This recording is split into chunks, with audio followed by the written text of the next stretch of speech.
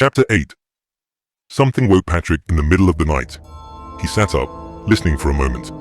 The only sound echoing through the dark hallways was the haunting cry of a baby. Slipping out of bed, he pulled on his robe and stepped into his house slippers. Tiptoeing to the bedroom door, he opened it a crack to listen. The crying was louder in the hall. He opened the door and followed the direction of the sound, reaching the top landing. The sound only continued raising in volume. Frowning, he found himself being drawn inexorably by the haunting cry toward the accursed nursery. Standing in front of the closed door, he reached for the doorknob despite his intuition, screaming at him to walk away. Somehow he couldn't. His heart pounded in his ears. Turning the knob, he slowly opened the door. At first just a crack. The crying got louder. He thought it would wake the entire house. He pushed the door, allowing it to swing open. His heart tightened in his chest. Inhaling sharply, he noticed the room was bathed in light from a fire that roared in the hearth. The room looked totally different from earlier. The walls were plain, with bare wooden floors. Shaking, he watched as the crib rocked from side to side. His eyes widened in fear when he saw a woman sitting in a chair in front of the window. Clothed all in black, yet mysteriously glowing all at the same time. He gaped at the woman in the chair. His skin crawled when he realized it wasn't a woman. He didn't know what it was. It was wreathed in black. There were claws where there should have been hands. It raised its head, looking directly at him with pitch-black eyes that suddenly blazed with an inner fire. Its black lips curled back to reveal razor-edged canines stained with blood. It held in one of its clawed hands the corpse of a baby. He was transfixed by the glare of the thing, unable to move.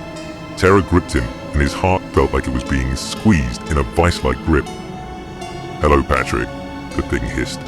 A sudden wet warmth ran down Patrick's legs as his bladder emptied. The crib to his right suddenly burst into flames. Finally, his dry mouth found its voice, and he screamed. Tobias finally managed to drift off to sleep after a few hours, where he fell into a dream. He found himself walking down a city street that resembled London. Peering at the heavily overcast sky, the air was thick with soot and smoke. Turning down one of the streets, a whiff of burning wood alerted him to a building that was ablaze. His jaw dropped at the shocked realization that the building was his old law office in London. The flames licked out of the windows and leapt from building to building in front of him. Wood-framed homes and shops were caught up in the raging fire. The flames raced down the street towards him. The intensity of the heat seared his skin. Suddenly, an ear-splitting scream erupted, jolting him awake. Dazed, he shook his head before realizing it was Patrick who was screaming. Throwing back the covers, he jumped out of bed. Anne stirred. What is it?" she murmured, rousing. Tobias was up and out of the room before Anne started to sit up. The sound of one long, endless scream continued as he ran toward it. His mouth fell open when he finally saw Patrick. His son stood in the nursery's doorway, frozen in a puddle of his own urine. Tobias grabbed him, turning him around. "Patrick," he yelled above the boy's scream. Patrick's limp body collapsed into Tobias's arms. A few moments later, a door at the end of the hall opened. Mr. Charlesworth and two of the younger footmen raced toward them. Each was armed with pokers and other items in their hands, ready to battle whatever might be harming Patrick. Anne appeared, rubbing the sleep from her eyes.